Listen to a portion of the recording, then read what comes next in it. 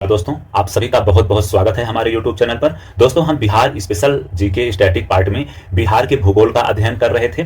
दोस्तों, हमने already 4 videos upload कर दिए हैं। आप लोग अगर नहीं देखे हैं तो आप चैनल पर विजिट करके प्लेलिस्ट में जा करके बिहार स्पेशल वाले जो वीडियो हैं उनको देख सकते हैं। तो आज हम इस वीडियो में बात करने वाले हैं बिहार के रिवर सिस्टम के बारे में, या कहें बिहार के ड्रेनेज सिस्टम के बारे में। जब हम बात करते हैं बिहार के ड्रेनेज सिस्टम के बारे में, तो दरअसल हम बात करने वाले होते हैं गंगा नदी जो प्रवाहित होती है बिहार में, उसके सिस्टम के बारे में, मतलब उसकी सहायक नदियों के बारे में। तो आप अगर बिहार का मैप अच्छे से अवलोकन करते हैं तो आपको यह दिखाई पड़ता है कि बिहार के लगभग मध्य से एक नदी गुजरती है, जिसे हम क्या कहते हैं, गंगा नदी कहते हैं। तो गंगा नदी जो है बिहार के लगभग मध्य से गुजरती है, जो बिहार को 2 भागों में बांट देती है। किसमें? नॉर्थ बिहार में, ठीक है, और साउथ बिहार में। तो जो नॉर्थ बिहार की रिवर्स हैं उन्हें हम हिमालयी नदियां कहते हैं, और जो साउथ बिहार की रिवर हैं उनको हम पठारी नदियां या प्रायद्वीपीय नदियां भी कह देते हैं। तो इन नदियों के बीच में पहले थोड़ा सा अंतर देख लेते हैं कि इन नदियों के बीच में अंतर क्या है। जब हिमालयी नदियों की बात करते हैं तो ये नदियां सदा नीरा है, मतलब ये 12 महीने बहती रहती हैं, क्योंकि इनके जल का जो सोर्स है वो है एक तो आइस है। आइस कैसा? जो पूरा का पूरा हिमालय क्षेत्र के जो आइस कैप्ड एरिया है वहां से बर्फ पिघलती है, वहां से हमको पानी मिलता रहता है नदियों में, ठीक है। और दूसरा क्या है, यहाँ होने वाली रेन, मतलब वर्षा। जबकि पठारी नदियां हैं ये पूरी तरह से वर्षा पर आधारित हैं, ठीक है दोस्तों। और ये सदा नीरा नहीं है, बल्कि गर्मियों के समय में इनमें पानी बहुत कम हो जाता है या तो ये सूख जाती हैं। वहीं जब हम बात करते हैं हिमालयी नदियों के बारे में, तो हिमालयी नदियां जो हैं इनके जो प्रवाह की दिशा है बिहार में वो उत्तर से दक्षिण दिशा में प्रवाहित होती हैं। जबकि पठारी नदियों की बात करते हैं तो दक्षिण से उत्तर दिशा की ओर प्रवाहित होती हमें दिखाई पड़ती हैं। हिमालयी नदियों की बात करते हैं तो ये पूर्ववर्ती हैं, जबकि पठारी नदियां अनुवर्ती हैं। हिमालयी नदियां युवावस्था में हैं, जबकि पठारी नदियां क्या हैं, प्रौढ़ावस्था में हैं, या कहें वृद्धावस्था में हैं। युवावस्था का मतलब यह होता है कि ये नदियां अभी भी कटान कर रही हैं। कटान का मतलब सीधी सी बात है कि ये अभी हिमालय से निकलती हैं, तो हिमालय का आपको पता होगा लगातार क्या हो रहा है, उत्थान हो रहा है, या कहें उनका अभी उसमें ग्रोथ हो रही है, जिसकी वजह से नदियों की अभी तीव्रता बनी हुई है, उसमें गति बनी हुई, तो उसकी वजह से कटाव लगातार हो रहा है, इसलिए ये नदियां अभी भी युवावस्था में बनी हुई हैं। जो हिमालयी नदियां हैं उनका जल ग्रहण क्षेत्र कहें कैचमेंट एरिया जो है वो बहुत बड़ा है, और यही वजह होती है कि उत्तरी बिहार में ये बाढ़ का कारण बन जाती हैं। जबकि जो पठारी नदियां हैं इनका कैचमेंट एरिया जो है वो बहुत छोटा है। हिमालयी नदियां जो हैं मार्ग में परिवर्तन बहुत करती हैं और गोखुर जैसी झीलों का निर्माण भी करती हैं, ठीक है। जबकि पठारी नदियों का जो मार्ग है वो निश्चित है और ये प्रौढ़ावस्था में है, ठीक है। अब अगर हम बात करते हैं प्रमुख नदियां कौन कौन सी हैं, तो आप इस मैप में देखेंगे तो आपको नदी दिखाई देगी। अगर हम हिमालयी नदियों की बात करते हैं या नॉर्थ बिहार की नदियों की बात करते हैं तो आपको दिखाई देगी यहाँ घाघरा, फिर गंडक, आप इधर देखेंगे बूढ़ी गंडक, फिर बागमती, फिर कमला, कोसी, फिर आपको महानंदा दिखाई देगी। ये बिहार के उत्तरी बिहार की प्रमुख नदियां हैं, या कह सकते हैं कि हिमालयी प्रमुख नदियां हैं। गंगा को भी हम हिमालयी नदियों में ही रखते हैं। वहीं जब हम पठारी नदियों की बात करते हैं तो पठारी नदियों में आपको यहाँ दिखाई देगी कर्मनासा नदी, ठीक है। उसके बाद इधर सोन नदी दिखाई देगी, फिर सोन नदी के बाद पुनपुन नदी, ठीक है। पुनपुन के बाद फल्गु, फल्गु के बाद सकरी, उसके बाद क्यूल और अजय नदी, ठीक है। इन नदियों का नाम आप ध्यान रखिए। ये साउथ बिहार की नदी और नॉर्थ बिहार की जो नदी है उनका आपको नाम पता होना चाहिए, जबकि ये कहाँ प्रवाहित होती है। कई बार हो सकता है पूछ लेगा कि कुछ ऑप्शन दे देगा, 4 ऑप्शन बनाएगा, उसमें 3 ऑप्शन जो होगा नॉर्थ बिहार दे देगा, एक कोई साउथ बिहार नदी दे देगा। पूछ लेगा कि इसमें कौन सी ऐसी नदी है जो मतलब उत्तरी बिहार में प्रवाहित नहीं होती है। तो अगर आपको नाम पता रहेंगे तो आप बहुत अच्छे से एलिमिनेट कर पाएंगे। आपको हमने जब मैदान के बारे में पढ़ाया था तभी बता दिया था कि जो गंगा का मैदान है, कहेंगे पूरा बिहार का मैदानी क्षेत्र है, इसका जो स्लोप है वो नॉर्थ वेस्ट से लेकर के साउथ ईस्ट की तरफ है उत्तरी बिहार का स्लोप, ठीक है। मतलब उत्तरी बिहार का जो स्लोप है वो है नॉर्थ वेस्ट से लेकर के साउथ ईस्ट की तरफ, वहीं दक्षिणी बिहार का जो स्लोप है वो साउथ वेस्ट से नॉर्थ ईस्ट की तरफ है, ठीक है मित्रों। तो आप स्लोप ध्यान रखिएगा, क्योंकि इन्हीं स्लोप के आधार पर बिहार में सारी नदियों का प्रवाह होगा, और यही स्लोप नदियों में या कहें बिहार में बाढ़ की समस्या का कारण भी बनेगा, ठीक है दोस्तों। अब हम सबसे पहले क्या करते हैं, इन सारी रिवर्स को एक एक करके इनके बारे में विस्तृत तरीके से अध्ययन कर लेते हैं। सबसे पहले हम बात करते हैं हिमालयी रिवर्स के बारे में। सबसे पहली नदी है गंगा नदी। गंगा नदी का उद्गम जो होता है गंगोत्री से होता है, जो आपको पता होगा गंगोत्री कहाँ पड़ता है, उत्तराखंड में पड़ता है। गंगोत्री ग्लेशियर से होता है। इसकी जो कुल लंबाई है वो 2525 किलोमीटर है। यह जो नदी है देवप्रयाग में इसका नाम गंगा पड़ता है। ये दरअसल क्या होती है, अलकनंदा और भागीरथी 2 नदियों के रूप में आती है, और यह देवप्रयाग में मिल जाती है। और देवप्रयाग में जब 2 नदियां मिलती हैं तो इसका नाम गंगा पड़ जाता है। फिर गंगा क्या होती है, गंगा उत्तराखंड से निकलती है, उसके बाद यूपी पहुंचती है, यूपी के बाद बिहार पहुंचती है, बिहार के बाद थोड़ा झारखंड की सीमा टच करते हुए ये बंगाल में प्रवेश कर जाती है, और बंगाल में प्रवेश करने के बाद ये बांग्लादेश में चली जाती है, और उसके बाद फिर ये बंगाल की खाड़ी में गिर जाती है, ठीक है, बंगाल की खाड़ी में समाहित हो जाती है। बांग्लादेश में इसको पद्मा नाम से जाना जाता है। आपको बेसिक इन्फॉर्मेशन हमने दे दिया। अब आती है बिहार के बारे में। तो गंगा नदी जो है बिहार में जो है चौसा, मतलब बक्सर डिस्ट्रिक्ट के चौसा स्थान पर ये प्रवेश करती है। बिहार के कितने जिलों से गंगा नदी गुजरती है? तो 12 जिलों से गुजरती है दोस्तों। तो आप ये ध्यान रखिएगा, इन 12 जिलों के नाम ध्यान रखिएगा। कई बार प्रश्न पूछा जा सकता है कि जो बिहार के 12 जिलों से गंगा नदी गुजरती है, आपको इन 12 में से कोई ऐसा कोई डिस्ट्रिक्ट दे देगा जो इन डिस्ट्रिक्ट्स में नहीं आता होगा, इसलिए आपको इस सारे डिस्ट्रिक्ट्स का नाम जरूर याद होना चाहिए। देखिए, सबसे पहले गंगा जो होती है बक्सर के यहाँ पास चौसा नामक स्थान पड़ता है, वहां से एंट्री करती है।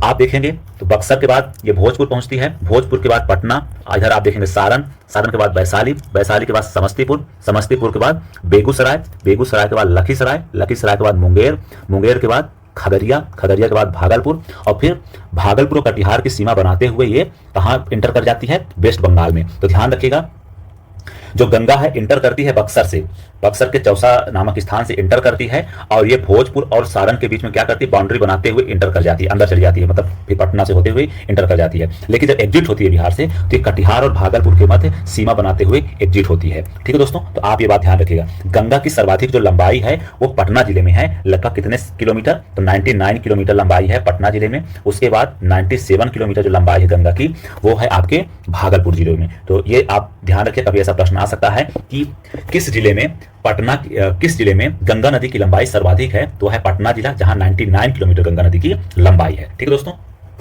यहां एक सवाल यह भी बनाया जा सकता है कि गंगा नदी की कुल लंबाई कितनी है पूरे बिहार में? तो यह है 405 किलोमीटर। ठीक है दोस्तों, तो आप ये डेटा भी याद रखिएगा। उसके अलावा एक सवाल यह बन सकता है कि बिहार में टोटल नंबर ऑफ प्रमंडल कितने हैं दोस्तों, या कहें डिवीजन कितने हैं? 9 डिवीजन है बिहार में टोटल। ठीक है, इनमें से 7 डिवीजन से गंगा नदी टच करती है, या कहें कि उससे बाउंड्री बनाती है। मात्र 2 डिवीजन ऐसे बिहार के हैं जहां गंगा नदी बाउंड्री नहीं शेयर करती है। वो 2 डिवीजन कौन सा है? एक कोसी डिवीजन है और दूसरा है मगध डिवीजन। आप यहां देख रहे हैं वो कोसी डिवीजन में 3 डिस्ट्रिक्ट आते हैं, सुपौल, मधेपुरा और सहरसा। ये तीनों डिस्ट्रिक्ट का कोई दूर दूर तक संबंध नहीं है गंगा नदी से। उसी प्रकार से मगध डिस्ट्रिक्ट में जो भी जिले आते हैं उनका कोई संबंध नहीं है गंगा नदी से। ठीक है, तो आप ये 2 डिवीजन का नाम ध्यान रखिएगा। ये 2 डिवीजन जो है गंगा नदी से बाउंड्री शेयर नहीं करते हैं। बाकी सारे डिवीजन, 7 डिवीजन जो बचते हैं, वो सभी गंगा नदी से बाउंड्री शेयर करते हैं। आई होप सो यहाँ के सारे सवाल आपके हो जाएंगे, इससे आपकी दिक्कत नहीं आएगी। अगर हम बात करते हैं गंगा नदी के किनारे बसे हुए शहरों की, तो आपको देखने को मिलेगा पटना, मोकामा, मुंगेर, भागलपुर और बक्सर। ठीक है दोस्तों, चलिए अब आगे बढ़ते हैं। अब हम बात करते हैं घाघरा नदी के बारे में। दोस्तों, घाघरा नदी का जो उद्गम होता है, ये कहाँ से होता है दोस्तों? तो घाघरा नदी का जो उद्गम होता है, यह होता है मानसरोवर तिब्बत से। ठीक है, यह बिहार में प्रवेश करती है सिवान जिला से, और यह यूपी और बिहार के मध्य सीमा बनाती है। और यह गंगा नदी में जो है रेविलगंज के पास, मतलब सारण जिला में, यह गंगा नदी में आकर के मिल जाती है। ठीक है दोस्तों, घाघरा नदी को जो है मैदानी इलाका में सरयू के नाम से जाना जाता है, और इसी नदी को नेपाल में करनाली नदी के नाम से भी जाना जाता है। ठीक है, इसकी अगर सहायक नदियों के बारे में हम बात करते हैं तो इसकी प्रमुख सहायक नदियां हैं राप्ती, शारदा, भेरी, सेती और महाकाली। तो ध्यान रखिएगा, महाकाली, राप्ती और शारदा, बेसिकली 3 नदियां जो है, इनका नाम ध्यान रखिएगा।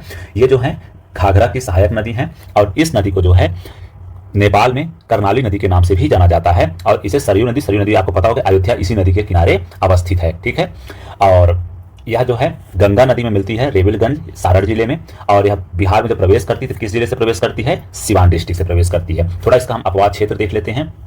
ये देखिए, जो घाघरा नदी है ये कहाँ से प्रवेश करती है दोस्तों? तो आप देख पा रहे होंगे, जो घाघरा नदी है ये प्रवेश करती है सिवान डिस्ट्रिक्ट से। ठीक है, सिवान डिस्ट्रिक्ट से प्रवेश करती है, और सिवान डिस्ट्रिक्ट से मतलब टच करते हुए सिवान डिस्ट्रिक्ट से टच करके प्रवेश करती है, और यहाँ सारण डिस्ट्रिक्ट में आकर के ये गंगा से मिल जाती है। ठीक है, तो आप ये बात ध्यान रखिएगा। अब हम बात करते हैं गंडक नदी के बारे में। तो गंडक नदी का उद्गम कहां से होता है? अन्नपूर्णा धौलागिरी श्रेणी के समीप से, यहाँ इसका धौलागिरी श्रेणी के समीप से इसका मतलब उद्गम होता है। ये बिहार में प्रवेश कहां से करती है? तो भैंसा लोटन नामक एक स्थान पड़ता है, जहां जो पश्चिमी चंपारण में है, वहां से यह नदी प्रवेश करती है। कहां से? भैंसा लोटन नामक स्थान से। यह यूपी और बिहार के मध्य बाउंड्री बनाती है, और यह जो है गंगा से कहां मिलती है दोस्तों? ये पहलेजा पटना के पास पड़ता है, वहां आकर के गंगा नदी में मिल जाती है। ठीक है दोस्तों, इस नदी को जो है सालीग्रामी नदी के नाम से जाना जाता है नेपाल में, और नारायणी नदी के भी नाम से जाना जाता है नेपाल में। ठीक है, आपने सालीग्राम का नाम सुना होगा, जो काले काले पत्थर जब पंडित जी पूजा करवाते हैं तो रखवाते हैं, तो सालीग्राम के पत्थर ही रहते हैं, वो इसी नदी में पाए जाते हैं। ठीक है, गोल गोल जो काले पत्थर होते हैं उसे सालीग्राम कहते हैं, वो इसी नदी में पाए जाते हैं। इन पत्थरों की वजह से इसका नाम सालीग्रामी रख दिया गया है। ठीक है, इस नदी को नारायणी नदी के नाम से भी जाना जाता है। ठीक है दोस्तों, अब हम चलते हैं इस नदी का थोड़ा सा फ्लो एरिया देख लेते हैं। देखिए ये गंडक नदी है, आपको यहाँ से दिखाई देता होगा, ये भैंसा लोटा नामक स्थान है, पश्चिमी चंपारण में पड़ता है। ये एंट्री करती है, उसके बाद गोपालगंज से बाउंड्री से मतलब कि बाउंड्री बनाते हुए पूर्वी चंपारण और गोपालगंज के बीच में, उसके बाद फिर ये मुजफ्फरपुर सारण होते हुए वैशाली जिले के पास, वैशाली जिले से होते हुए ये आकर के पटना के पास में पहलेजा नामक स्थान में आकर के ये गंगा में मिल जाती है। ठीक है दोस्तों, बूढ़ी गंडक के बारे में अगर हम बात करें तो बूढ़ी गंडक का जो उद्गम होता है ये जो है सोमेश्वर पहाड़ी से इसका उद्गम होता है। यह एकमात्र नदी है जिसका उद्गम बिहार की सीमा के अंदर होता है, मतलब जितनी बिहार में नदियां अन्य नदियां बहती हैं उनका सभी का उद्गम बिहार के बाहर होता है। बूढ़ी गंडक एकमात्र नदी है जिसका उद्गम बिहार की बाउंड्री के अंतर्गत ही होता है, बिहार की बाउंड्री के अंदर ही होता है। इसका उद्गम सोमेश्वर पहाड़ी से होता है। सोमेश्वर पहाड़ी कहां पड़ती है दोस्तों? पश्चिमी चंपारण में पड़ती है। ठीक है, पश्चिमी चंपारण में इसका उद्गम होने के बाद यह नदी पूर्वी चंपारण से होते हुए उसके बाद मुजफ्फरपुर पहुंचती है। मुजफ्फरपुर पहुंचने के बाद दरभंगा के साथ सीमा बनाते हुए, दरभंगा समस्तीपुर के बीच सीमा बनाते हुए यह नदी जो है उसके बाद खगड़िया, फिर मुंगेर के ऊपरी भाग से गुजरते हुए ये बेगूसराय में जाकर, नहीं खगड़िया में ही जाकर के ये मिल जाती है। किससे? गंगा में। ध्यान रखिएगा, बेगूसराय में है, खगड़िया में जाकर के यह नदी जो है गंगा में मिल जाती है। ठीक है दोस्तों, ये बिहार की जो है नॉर्थ बिहार की सबसे तीव्र जलधारा वाली नदी है। ये खगड़िया के में जाकर के गंगा में मिल जाती है। बिहार की एकमात्र नदी है जिसका उद्गम बिहार की सीमा के अंतर्गत होता है। इस नदी के किनारे जो है मुजफ्फरपुर, खगड़िया और समस्तीपुर जैसे शहरों का अवस्थिति है।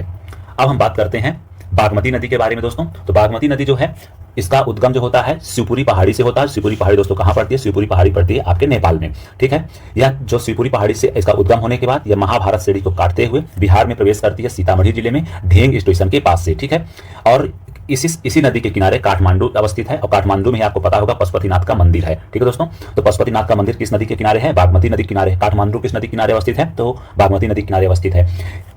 पाली ग्रंथों में इस नदी का नाम जो है वागमूढ़ा के नाम से जाना जाता है। वागमूढ़ा अगर आ जाए कभी कि वागमूढ़ा किस नदी को जाना जाता था, तो बागमती नदी को जाना जाता था। इसी नदी के किनारे जो है दरभंगा सिटी अवस्थित है। ठीक है, खगड़िया के बदलापुर के पास में यह कमला में विलीन हो जाती है और कमला जो है फिर अंत में जाकर के कोसी में मिल जाती है। ठीक है दोस्तों,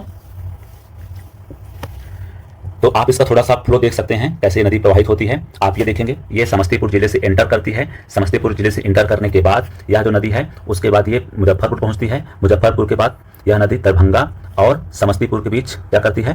प्रवाहित होती है, बाउंड्री बनाती हुई निकलती है और यह नदी आकर के खगड़िया के पास में यहाँ पर बदलापुर पड़ता है। बदलापुर में कमला से मिलती है, कमला से मिलने के बाद यह कोसी में मिल जाती है। ठीक है, अब कमला नदी जो है यह जो है मधुबनी जिले से इंटर करती है। ठीक है, और उसके बाद यह दरभंगा से होते हुए उसके बाद सहरसा से होकर के ये खगड़िया में आकर के वही बदलापुर के पास में ये कोसी नदी से मिल जाती है। ठीक है, तो थोड़ा सा और देख लेते हैं इसके बारे में, कमला नदी के बारे में। कमला नदी का जो उद्गम होता है महाभारत श्रेणी नेपाल से होता है। बिहार में जो प्रवेश करती है मधुबनी जिले के जयपुर नगर स्थान से यह प्रवेश करती है। कोसी में इसका मिलन होता है बदलाघाट जो खगड़िया जिला में पड़ता है। इसकी प्रमुख अगर सहायक नदियों की जब हम बात करते हैं तो इसकी प्रमुख सहायक नदी है बलान, सोनी और ढोरी। ठीक है, दरभंगा और मधुबनी के मध्य सीमा बनाती है कमला नदी। ध्यान रखिएगा, दरभंगा और मधुबनी के मध्य सीमा बनाने वाली नदी का नाम क्या है? वो है कमला। अब हम कोसी नदी की बात करते हैं तो कोसी नदी का जो उद्गम होता है गोसाई स्थान नेपाल से होता है। बिहार में प्रवेश करती है सुपौल जिले से। आप ये देख रहे होंगे, अगर मैप देखें तो ये सुपौल जिले से बिहार में प्रवेश करती है। बिहार में प्रवेश करने के बाद ये जो है कटिहार के कुर्सेला नामक स्थान में जाकर के गंगा में मिल जाती है। ठीक है दोस्तों, किन किन जिलों से यह प्रवाहित होती है नदी? तो यह नदी सुपौल, सहरसा, खगड़िया, मधेपुरा और पूर्णिया जिलों से प्रवाहित होती है। ठीक है दोस्तों, पूर्णिया जिले से प्रवाहित होती है। सहायक नदियों की अगर हम बात करते हैं तो इसकी सहायक नदी है सप्तकोसी। सप्तकोसी में 7 नदियां आती हैं। इसमें एक है अरुण, तिमोर, लिखू, इधकोसी और तमाकोसी, इंद्रावती और सुनकोसी। तो ये सप्तकोसी के नाम से जाना जाता है। तो इन नदियों का नाम एक बार आप देख लीजिए, कभी अगर ऑप्शन में आए, उसे आएगा नहीं, बहुत टफ हो जाता है अगर पूछेगा ऐसा तो। गंगा नदी में इसका मिलन हो जाता है कुर्सेला कटिहार के निकट में, हमने आपको बता दिया है। आप इसको थोड़ा फ्लो चार्ट देख सकते हैं। बागमती और कमला जो है कहाँ मिल जाती हैं? बदलापुर घाट के पास में ये कोसी में मिलती हैं और फिर कोसी जो है जाकर के कुर्सेला के पास गंगा नदी में मिल जाती है। ठीक है, तो बिहार का शोक के नाम से इस नदी को जाना जाता है क्योंकि यह नदी बहुत ही ज्यादा मार्ग परिवर्तित करती है और यह बिहार में बाढ़ का एक सबसे प्रमुख कारण भी है। और इसकी लगातार शिफ्टिंग हो रही है किस दिशा की ओर? इसकी लगातार शिफ्टिंग हो रही है, इसकी शिफ्टिंग हो रही है पश्चिम की ओर। ठीक है दोस्तों, तो ध्यान रखना, कोसी नदी की लगातार शिफ्टिंग किस दिशा में हो रही है? पश्चिम की ओर हो रही है। और कोसी और मेची ये बिहार की सबसे पहली नदी जोड़ो परियोजना है और जो मेची नदी है वो महानंदा की सहायक नदी है। ठीक है, तो आप ये बात ध्यान रखिएगा। महानंदा नदी जो है दार्जिलिंग से उत्पन्न होती है, दार्जिलिंग से इसकी उत्पत्ति होती है जो वेस्ट बंगाल में पड़ता है, आपको पता ही होगा ये बात। और यह किन किन जिलों से होकर प्रवाहित होती है नदी? तो किशनगंज, पूर्णिया और कटिहार जिले से होकर प्रवाहित होती है। यह बिहार की सबसे पूर्वी नदी है। या फिर जो है यह नदी बिहार के बाहर मतलब बांग्लादेश में जाकर के गंगा में मिल जाती है। इसकी प्रमुख सहायक नदियों की जब बात करते हैं तो इसमें मेची, बलासन और कलिंदी है। ठीक है दोस्तों, तो आप ये देख सकते हैं कि महानंदा का जो फ्लो एरिया है, तो महानंदा यहाँ से निकलती है दार्जिलिंग से, उसके बाद यहाँ किशनगंज में प्रवाहित होती है, किशनगंज, पूर्णिया और कटिहार से होते हुए इधर चली जाती है सीधे बांग्लादेश में, और बांग्लादेश में जाकर के ये गंगा में मिल जाती है। ठीक है दोस्तों, तो होप सो आपने नॉर्थ बिहार की सारी नदियों को एक बार देख लिया है। उम्मीद करते हैं कि आपको चीजें समझ में आ गई होंगी। आप अगर ना समझ में आई हो तो एक बार वीडियो और देखिएगा, आपको जरूर समझ में चीजें आएंगी। चलिए अब बात करते हैं हम दक्षिण बिहार की नदियां या पठारी नदियों के बारे में। तो पठारी नदियों की जब बात करते हैं, सबसे पहली नदी है कर्मनासा नदी। दोस्तों कर्मनासा नदी जो है, अगर आप मैप देखेंगे तो कर्मनासा नदी ये है जो यूपी और बिहार के मध्य बाउंड्री बनाती है। और यह नदी जो है कैमूर के विंध्यन पठार से इसकी उत्पत्ति होती है। कहां से? कैमूर के विंध्यन पठार से इसकी उत्पत्ति होती है। ये गंगा में कहां मिलती है? चौसा बक्सर के निकट यह गंगा में मिल जाती है। ध्यान रखिएगा, चौसा बक्सर के निकट यह नदी गंगा में मिल जाती है कर्मनासा। इसे अपवित्र नदी के नाम से भी जाना जाता है। यह साउथ बिहार की सबसे पश्चिमी नदी है, या यूपी और बिहार की सीमा बनाती है, हमने आपको बता ही दिया है।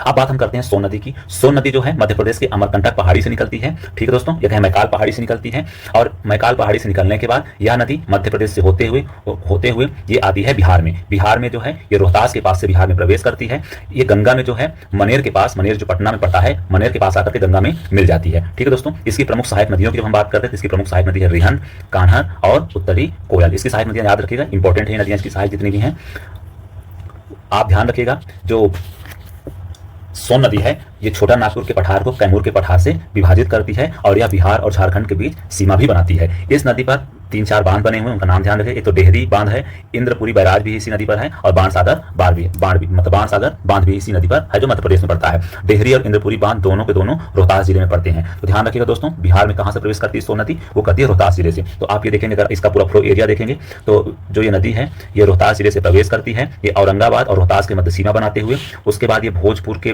पूर्वी बाउंड्री से बनाते हुए ये पटना मनेर में आकर के कहां मिल जाती है दोस्तों? गंगा में मिल जाती है। अब हम बिहार की दूसरी नदी की प्रमुख नदी के बारे में बात करते हैं। दूसरी प्रमुख नदी का नाम है पुनपुन। तो दोस्तों जो पुनपुन जो है ये पलामू झारखंड से इसकी उत्पत्ति होती है। पुनपुन की उत्पत्ति कहां से होती है? पलामू झारखंड से, और ये बिहार में जो प्रवेश करती है औरंगाबाद जिले में प्रवेश करती है, और जो ये नदी है फतुहा पटना के पास जाकर के गंगा में मिल जाती है। तो ये ध्यान रखिएगा, जैसे आप अगर इसका पूरा फ्लो एरिया देखेंगे, ये औरंगाबाद से बिहार में प्रवेश कर रही है। प्रवेश करने के बाद अरवल से होते हुए जहानाबाद, अरवल के बाद जहानाबाद से पटना जिले में प्रवेश करते हुए ये जाकर के फतुहा के पास में जाकर के गंगा में मिल जाती है। ठीक है दोस्तों, तो इसका आपने फ्लो एरिया भी देख लिया, पूरा प्रवाह क्षेत्र भी देख लिया। इसकी प्रमुख सहायक नदियों की बात करते हैं। इसकी प्रमुख सहायक नदियों में है मोरहर, मादर और फल्गु। ठीक है, अब हम बात करते हैं दोस्तों फल्गु नदी के बारे में। दोस्तों फल्गु नदी की जो उत्पत्ति होती है, ओरिजिन पॉइंट है, वो है छोटा नागपुर का पठार जो झारखंड में पड़ता है, आपको पता ही होगा। ये बिहार में कहां से प्रवेश करती है दोस्तों? तो फल्गु नदी जो बिहार में प्रवेश करती है, फल्गु नदी जो बेसिकली 2 धाराओं के रूप में प्रवेश करती है, जो गया जिले में प्रवेश करती है। ये इसकी जो प्रमुख 2 धाराएं हैं, अगर हम इसको देखें अच्छे से, तो जो फल्गु नदी है ये नीलांजन या जिसे निरंजना नदी भी बोलते हैं, और मोहना, इन 2 नदियों की धाराओं के रूप में प्रवेश करती है, जो गया जिले में आकर के ये दोनों धाराएं आपस में मिल जाती हैं, और मिलने के बाद ही फल्गु नदी के नाम से इसे जाना जाता है। और यही फल्गु नदी आगे चल के पुनपुन नदी में मिल जाती है, और पुनपुन नदी में मिलने के साथ ये गंगा में आगे जाकर के समाहित हो जाती है। तो आप ध्यान रखिएगा, पिछले साल बीपीएससी में 69th बीपीएससी में यह सवाल पूछा गया था। ठीक है, तो यह पूछा गया था फल्गु नदी जो है किन 2 नदियों के संगम से बनी है? तो वो बनी है मोहना और निरंजना नदी के संगम से। संगम कहां बनता है? गया जिले में बनता है। इसी फल्गु नदी पर दुनिया मतलब भारत का सबसे बड़ा रबर डैम बना हुआ है, और यहीं पास गया जी मंदिर भी कह सकते हैं आप, या विष्णुपद मंदिर भी यहीं बना है। यह नदी जो है बुद्ध और कहने का मतलब हिंदू दोनों धर्मों के लिए बहुत ही महत्वपूर्ण नदी है। इसी निरंजना नदी के तट पर ही बुद्ध बाबा को ज्ञान की प्राप्ति हुई थी। ठीक है, आई थिंक इसमें सारी महत्वपूर्ण बातें हमने बात कर ली है। अब हम बात करते हैं क्यूल नदी के बारे में। तो दोस्तों क्यूल नदी जो है हजारीबाग से उत्पत्ति होती है, ओरिजिन है इसका, जो झारखंड का पठार है, आपको पता ही होगा। ये लखीसराय में बिहार में प्रवेश करती है। ठीक है, नहीं, लखीसराय से जाकर के ये बिहार में मिल जाती है गंगा में। तो प्रवेश नहीं करना है, प्रवेश करने की बात नहीं है यहाँ पर। क्या प्रवेश कहाँ से करती है? प्रवेश करती है क्यूल नदी जमुई डिस्ट्रिक्ट से। ठीक है दोस्तों, जमुई डिस्ट्रिक्ट से प्रवेश करती है और जाकर के लखीसराय में या गंगा से मिल जाती है। एक सकरी नदी करके है, सकरी नदी जो नवादा डिस्ट्रिक्ट से प्रवेश करती है, नवादा जमुई से होते हुए लखीसराय में जाकर के ये कहाँ मिल जाती है? ये क्यूल नदी में ही मिल जाती है। क्यूल नदी के साथ ये गंगा में मिल जाती है। तो ध्यान रखिए, कभी इसका नॉर्थ साउथ अगर डायरेक्शन पूछ ले तो आपको इस तरह के प्रश्नों की अच्छे से समझ होनी चाहिए। लास्ट नदी है बिहार की अजय नदी। अजय नदी जो बेसिकली जमुई जिले से होते हुए बहती है, जमुई बांका भागलपुर से होते हुए निकलती है नदी, और फिर जाकर के ये वेस्ट बंगाल में गंगा से मिल जाती है। अगर हम इसकी उत्पत्ति की बात करते हैं तो इसकी उत्पत्ति जो होती है देवघर से होती है, अजय नदी की उत्पत्ति। ठीक है दोस्तों, तो आप ये बात ध्यान रखिएगा। सकरी नदी का हमने उद्गम बता दिया है। सकरी नदी का उद्गम जो होता है छोटा नागपुर के पठार से होता है, क्यू नदी के साथ मिल करके गंगा में मिल जाती है।